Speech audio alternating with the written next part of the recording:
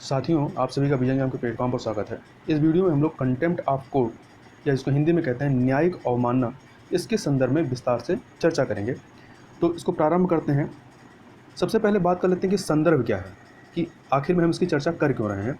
तो हाल ही में भारत के उच्चतम न्यायालय द्वारा स्वप्रेरणा से शू मोटो एक विधिवक्ता हैं अर्थात वकील है प्रशांत भूषण, उनके खिलाफ अवमानना का मामला दर्ज किया गया था। अब इस मामले को थोड़ा सा समझ लेते हैं, इसका बैकग्राउंड क्या है। तो हाल ही में सर्वोच्च न्यायालय ने स्वतः संज्ञान अर्थात सू मोटो लेते हुए वरिष्ठ अधिवक्ता प्रशांत भूषण के विरुद्ध न्यायिक अवमानना की कार्रवाई प्रारंभ की है। इस मामले की सुनवाई जो है न्यायाधीश अरुण मिश्र की अध्यक्षता वाली 3 न्यायाधीशों की पीठ कर रही है। पीठ में न्यायाधीश BR गवई तथा न्यायाधीश कृष्णा मुरारी भी शामिल हैं।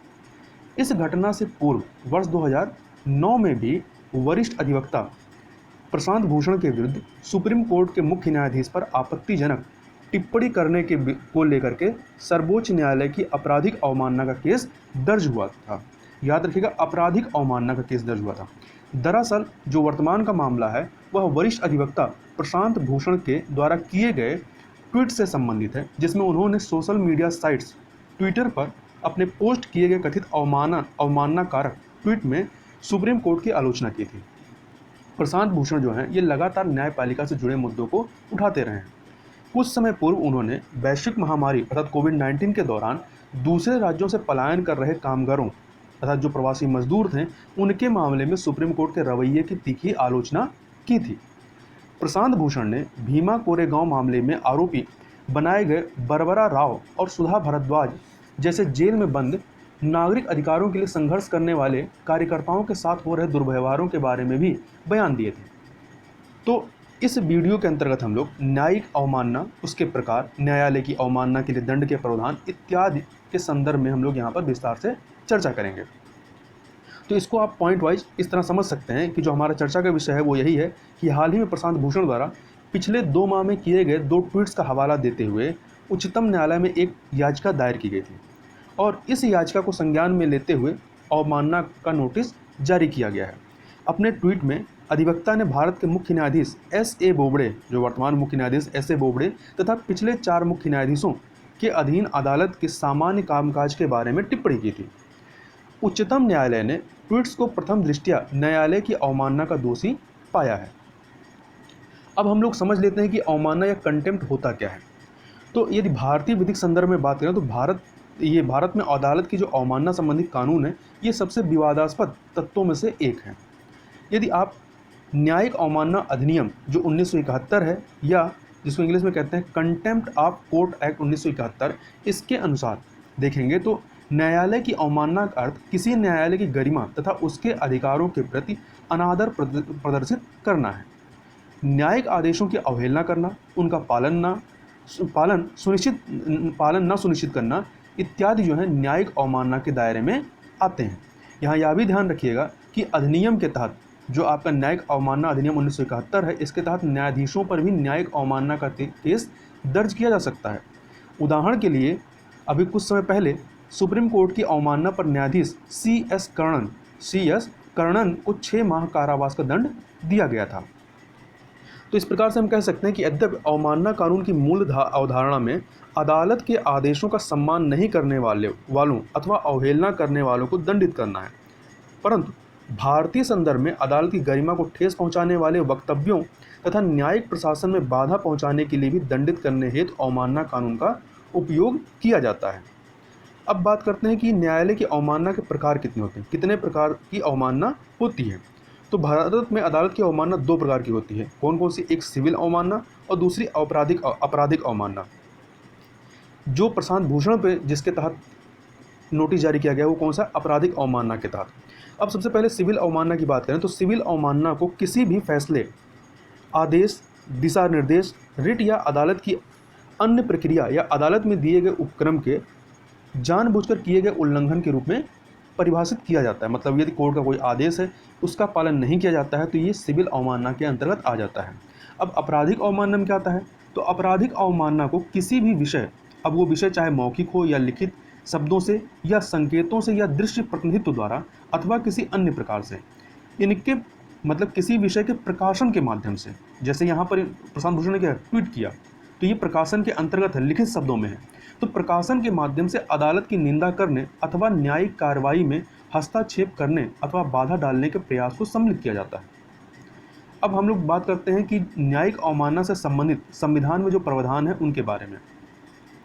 तो भारतीय संविधान के अनुच्छेद 129 और 215, ठीक है, इसमें क्रमशः सर्वोच्च न्यायालय और उच्च न्यायालय को न्यायालय की अवमानना के लिए दोषी व्यक्तियों को दंडित करने की शक्ति प्रदान की गई है। तो याद रखिएगा, अनुच्छेद 129 जो है ये सर्वोच्च न्यायालय को अधिकार देता है कि जो उसकी अवमानना करे उसको दंडित करें, जबकि जो 215 है वो हाई कोर्ट को अधिकार देता है कि वो अपनी अवमानना करने वालों को दंडित दे।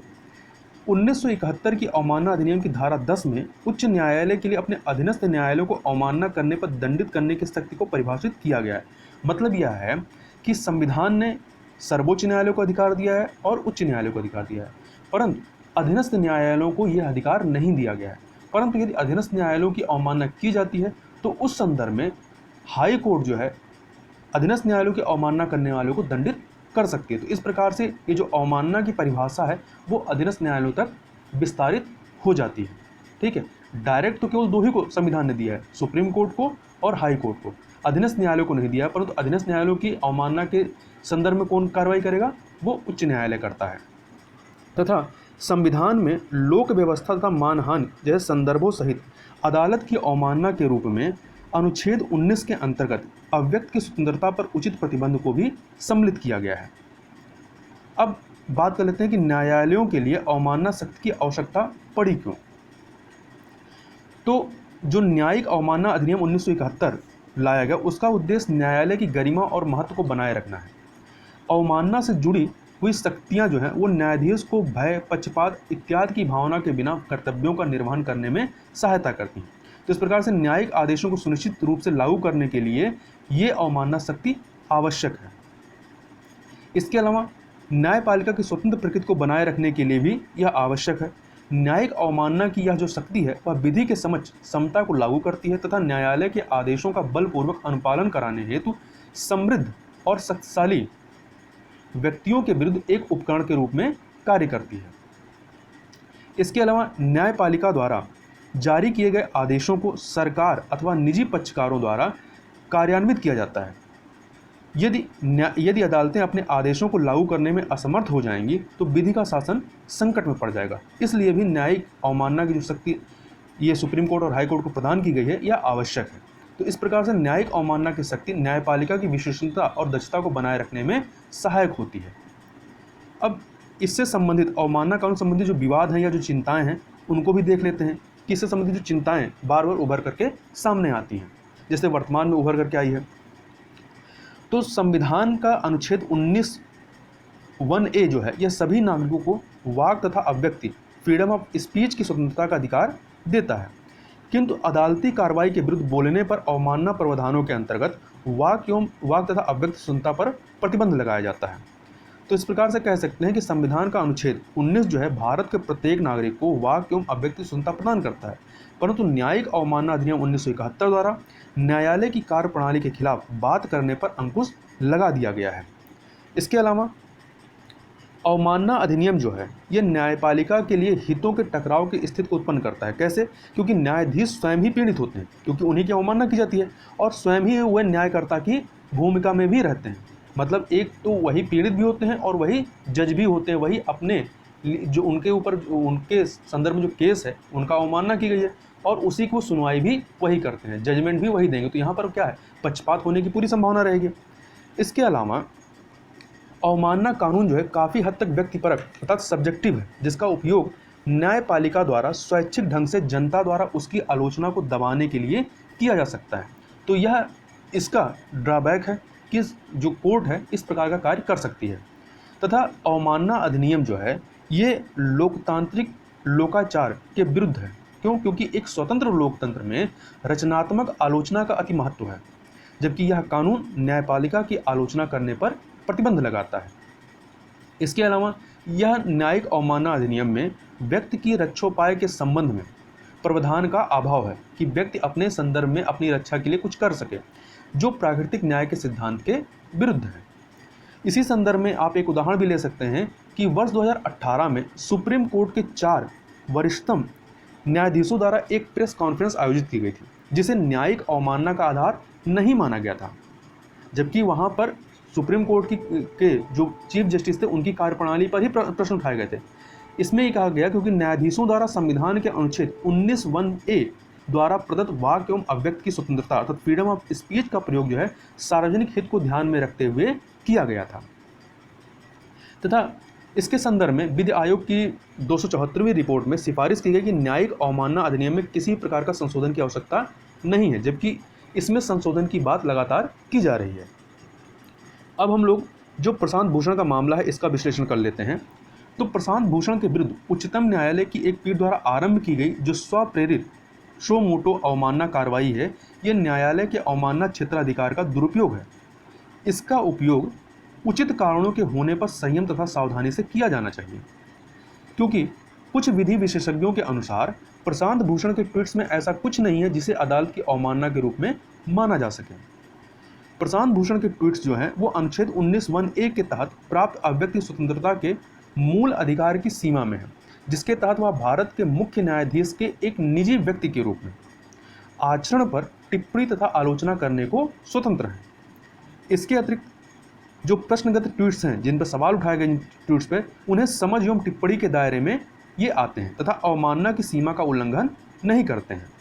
अवमानना का जो सामान्य सिद्धांत है वह यह है कि व्यक्ति किसी निर्णय की आलोचना कर सकता है, लेकिन निर्णय के लिए न्यायाधीश को अभिप्रेत इंटेंडेड नहीं किया जा सकता है। मतलब जो निर्णय दिया गया है आप उसके पक्ष विपक्ष में बात कर सकते हैं, ठीक है, परंतु जो निर्णय न्यायाधीश ने दिया है आप उसकी समझ पर प्रश्न नहीं उठा सकते हैं, उसको इसके लिए दोषी नहीं ठहरा सकते हैं, क्योंकि उसके सामने जो एविडेंस पेश किए जाते हैं उसी के आधार पर वह जजमेंट देता है। अब निष्कर्ष रूप में क्या कहा जा सकता है कि आपराधिक अवमानना कानून हमारी लोकतांत्रिक प्रणाली के साथ पूरी तरह से असंबद्ध है, अर्थात अनरिलेट करता है, जिसके अंतर्गत वाक एवं अभिव्यक्ति स्वतंत्रता को मूल अधिकार के रूप में मान्यता प्रदान की गई है। एक तरफ तो बोलने की आज़ादी है, फ्रीडम ऑफ स्पीच है, यह हमारा मूल अधिकार है, परंतु यह जो अधिनियम है यह कहीं ना कहीं ये हमारे फ्रीडम ऑफ स्पीच को बाधित करता है।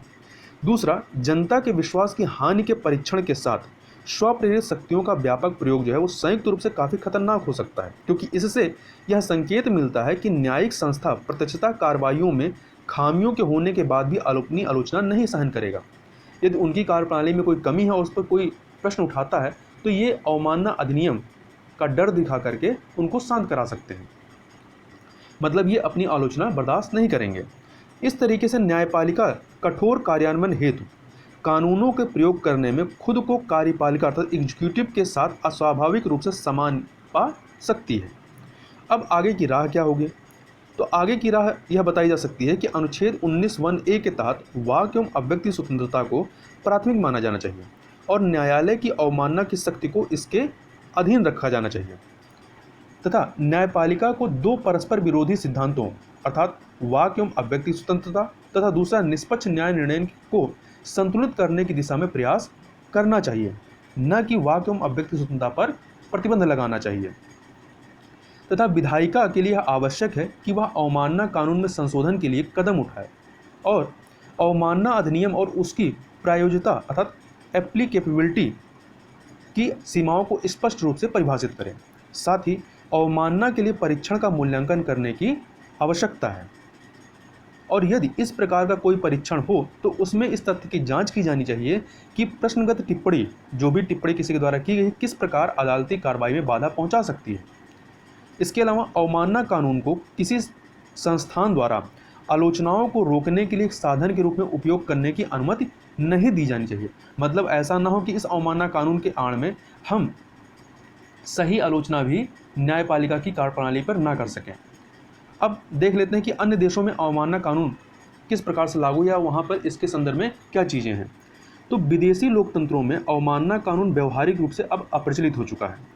इन देशों के न्यायालयों ने इसे बीते काल में उपयोग किए जाने वाला प्राचीन कानून घोषित कर दिया गया है, जिसकी आवश्यकता तथा उपयोगिता काफ़ी समय पूर्व ही समाप्त हो गई थी। तो इस प्रकार से यह जो अवमानना कानून है इस प्रकार का जो प्रयोग है अधिकतर लोकतांत्रिक देशों में नहीं किया जाता है।